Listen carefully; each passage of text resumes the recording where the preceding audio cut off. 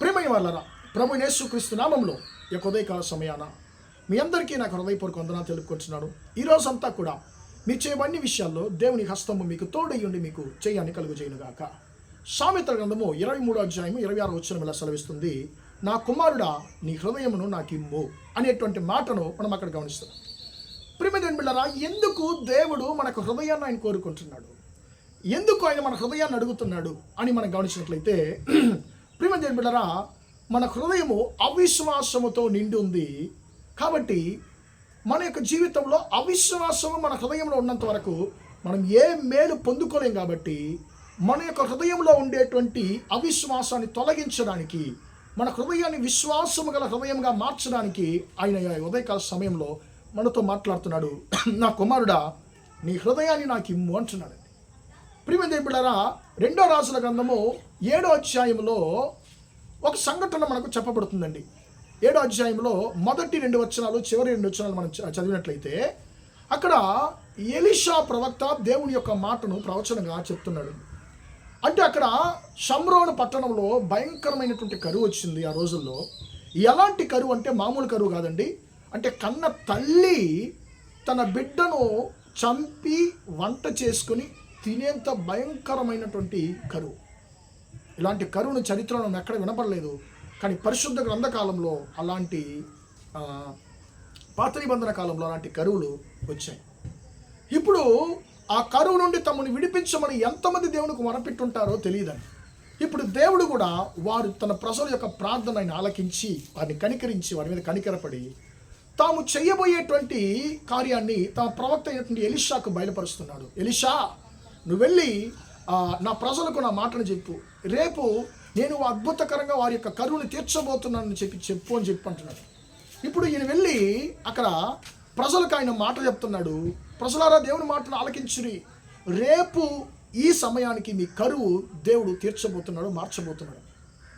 ప్రియమైన బిడ్డలారా, అందరూ నమ్మారు. కానీ రాజు యొక్క దాసుడు ఒకడు, అంటే రాజు యొక్క బాడీగార్డ్ ఒకడు ఏం చేశారంటే, యెహోవా ఆకాశంలో ద్వారాన్ని కలిగించినా కూడా, ఆకాశంలో ద్వారాన్ని కలిగించినా కూడా ఇలా జరుగుతుందా అని చెప్పి అడుగుతున్నాడండి.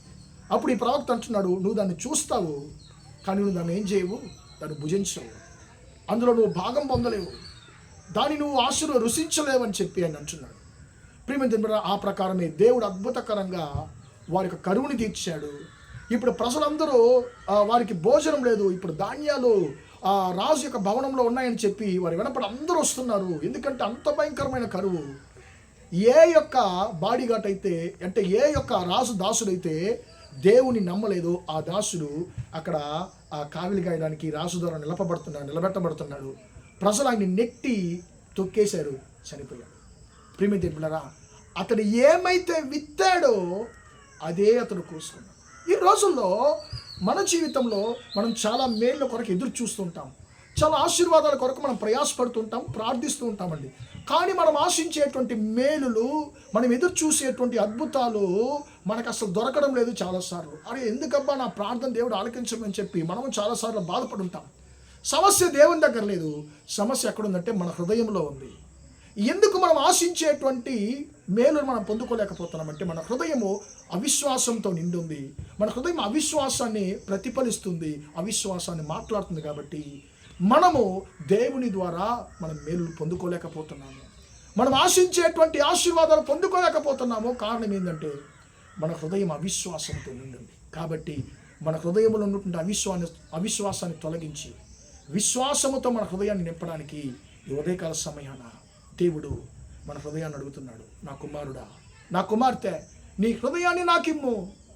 నీ హృదయంలో ఉన్నటువంటి అవిశ్వాసాన్ని పూర్తిగా తొలగించి నీ హృదయాన్ని నేను విశ్వాసముతో నింపాలని ఇష్టపడుతున్నాను.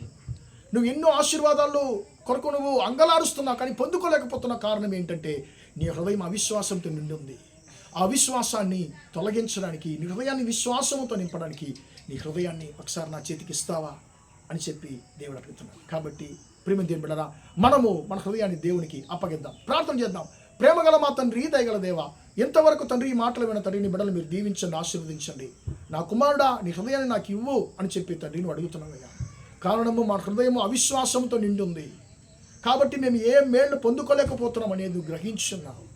మా మీద కనికెరపడి తండ్రి మా హృదయంలో ఉన్న అవిశ్వాసాన్ని తొలగించడానికి మా హృదయాన్ని నువ్వు అడుగుతున్నావయ్యా తండ్రి. ఎన్నో మేళ్ళ కొరకు ఆశీర్వాదాల కొరకు మీ బిడ్డలు అంగలారుస్తున్నారు, ప్రయాసపడుతున్నారు, కానీ పొందుకోలేకపోతున్నారు. కారణము హృదయం అవిశ్వాసముతో నిండి ఉంది.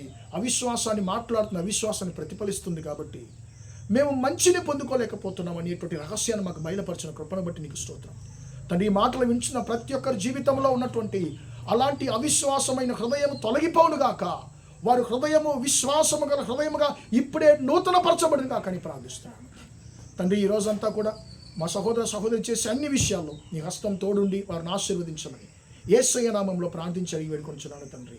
ఆమేన్ ఆమేన్. ప్రియమైన వారలారా, దేవుడు మిమ్మల్ని దీవించి ఆశీర్వదించును గాక. Praise the lord.